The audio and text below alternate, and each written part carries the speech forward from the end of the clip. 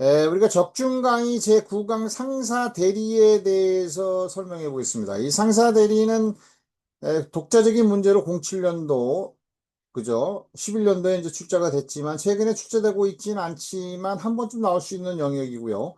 최근까지도 이제 지문으로는 들어가는 거죠. 그러니까 지문으로 들어간다고 하면은 이제 상행이 전반적인 문제에 같이 나온다라고 하는 부분이 되는 겁니다.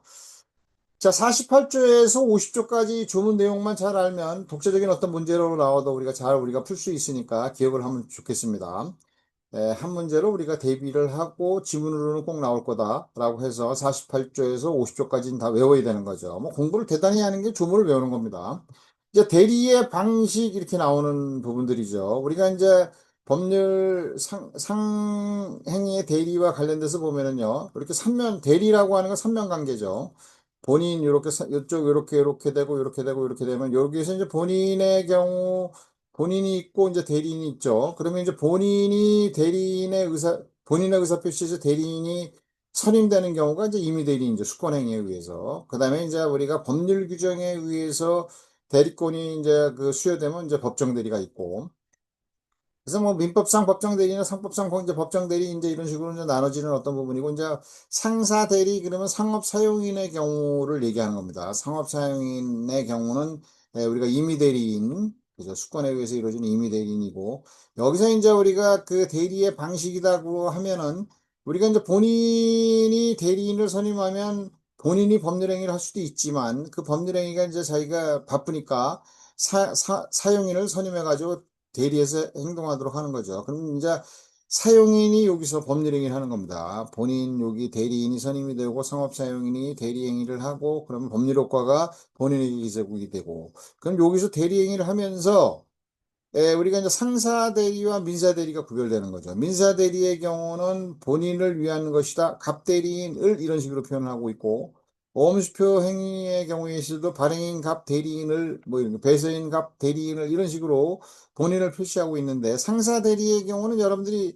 뭐 우리가 가서 상업사용인들이 보더라도 우리가 뭐 음식을 먹으러 가다든가 뭐 물건을 산다든가 운동화를 사러 간다고 해도 마트에 가더라도 내가 대리인이라는 본인을 위한 것이라고 표시하지 않잖아요. 그래도 그 효과가 요 선명관계에서 표시를 하지 아니하더라도 본인에게 효과가 기속된다. 이걸 이제 비현명주의라고 얘기를 하고 민법상의 대리와 엄수표행의 대리의 경우는 본인을 표시해야 본인이 책임지는 현명주의다라고 얘기하는 부분들이 되는 거죠.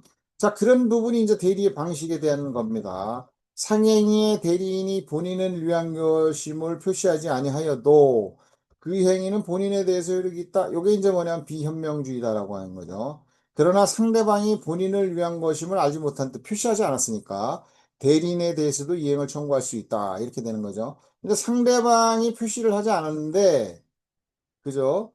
그 상대방이 본인을 위한 것임을 알지 못하는 거죠. 대리인이 본인을 위한 것임을 표시하지 않았는데 상대방이 본인을 위한 것임을 대리인의 행위가 본인을 위한 것임을 알았다. 그러면 대리인에게 이행 청구할 수 없는 거죠.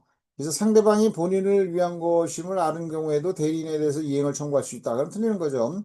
그래서 이게 이제 한 문항으로 우리가 기억을 해야 되는 것이고요.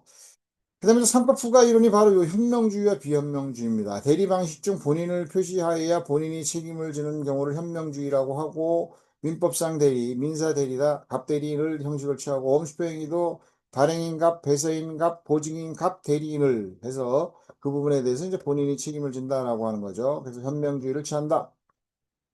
그래서 독자적인 문제가 나온다고 하면 어음수평의 대리가 비현명주의를 취한다. 그럼 틀리는 거죠. 어음수평의 대리도 현명주의를 취한다. 민법과 같이. 상법과 같이 비현명주의를 취한다. 그럼 틀린다. 이런 것이 이제 시험에 나올 겁니다. 나오게 되면. 어음행의 대리에는 반드시 본인을 위한 것임을 표시해야 한다. 07년도에 나왔고. 상행위의 대리에 있어서 비현명주의에 관한 상법 규정은 어음수평에 적용된다. 이런 식의 이제 나오는 적용되지 않는 거죠. 어음수평의 경우는 현명주의를 취하고 있는 것이고 상행위 대리는 비현명주의를 취한다. 48조가 적용되지 않는 거죠. 자, 비현명주의다라고 하는 것은 이제 상사 대리를 얘기하는 거죠. 본인을 표시하지 않아도 본인이 책임지는 경우를 비현명주의라고 한다. 상행위의 대리는 비현명주의다.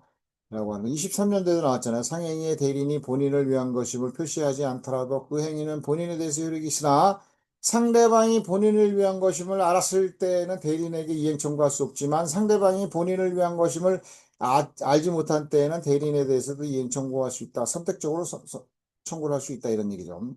대리 의사의 표시가 없는 상사 대리인과 거래하는 상대방이 본인을 위한 대리임을 알지 못한 경우에는 본인의 책임을 지는 외에 상대방이 대리인에게 대해서 이행을 청구할 수가 있는 거죠. 18년대도 나왔고 문항으로는 충분히 나올 수 있는 거죠. 상행위 대리에 있어서 비현명주의에 관한 상법 규정은 기본적 상행위에 적용되고 우리가 통상적으로 상행위에서 이제 적용되는 어떤 것은 기본적 상행위뿐만 아니라 보조적 상행위에도 적용된다고 보면 돼요. 그래서 보조적 상행위는 적용되지 않는다. 틀리죠. 보조적 상행위가 적용된다. 상행 대리가. 자, 그다음 위임에 관한 부분입니다. 위임이라고 표현하고 있는 어떤 부분이 이것도 이제 조문에 나오죠. 상행의 위임을 받은 자는 위임의 본질에 반하더라도 위임받지 않은 행위를 할 수 있다. 이렇게 하면 틀리고 위임의 본질에 반하지 않는 한 이렇게 아니한 이렇게 나오잖아요. 할 수 있다. 주문으로 나오는 거죠. 상사 대리인이 위임의 본질에 반하더라도 필요한 때는 위임받지 않은 행위를 할 수 있다. 이런 식으로도 나올 수 있는 거죠. 틀린 거죠. 틀린 겁니다. 그 다음에 이제 50조입니다. 대리권, 상인이 그 영업에 관해서 수여한 대리권은 본인의 사망에 의해서 소멸하지 않는다라고 하는 거죠. 민사상 거래의 경우는 이제 비영리 간의 부분이 되기 때문에 굉장히 엄격하게 이제 이루어지는 것이고, 그 다음에 이제 우리가 상거래의 경우에 있어서는 상인이 이제 거래를 하는 어떤 부분이니까 굉장히 신속 원활한 거래가 도모된다라고 하는 거죠. 그래서 이제 거래가 신속하게 이루어져야 되는데 거래 중에 본인이 사망했다. 그럼 상거래가 그냥 무효다. 이렇게 돼버리면은 상거래가 이제 신속 원활한 거래가 이루어지지 없는 거죠. 그래서 그 영업에 수여한 대리권은 본인이 사망한다고 해도 그 대리권이 소멸하지 않는다. 이건 많이 나오는 내용 중에 하나죠. 11년대도 나왔고. 자, 민사 대리는 본인의 사망이 대리권의 종료 원인이나 상사 대리는 본인의 사망이 대리권의 소멸이 원인이 아니다. 거래의 안전을 도모하기 위한 것이다. 상인이 그 영업에 관해서 수여한 대리권은 본인의 사망으로 소멸을 한다. 틀린 질문이죠. 자, 여기까지 우리가 설명을 해봤고요. 우리가 2026년도에 상행위 전반은 반드시 나오죠. 반드시 나오는데 그중에 대리에 관한 내용도 들어갈 수가 있고 아니면 독자적인 문제로 한 번쯤 나올 수가 있겠다라고 하면 독자적인 문제 앞서 설명한 그런 내용들이고 이제 꼭 들어가는 게 이제 엄수표현의 대리는 비현명주의다. 그럼 틀리는 거죠. 현명주의다. 이렇게까지 우리가 설명해 보고요. 여기까지 설명했는데 상당히 중요한 부분입니다. 공부를 여러분들이 꼭 해야 되는 것이고 이렇게 맞춰보겠습니다. 다음으로 넘어가죠.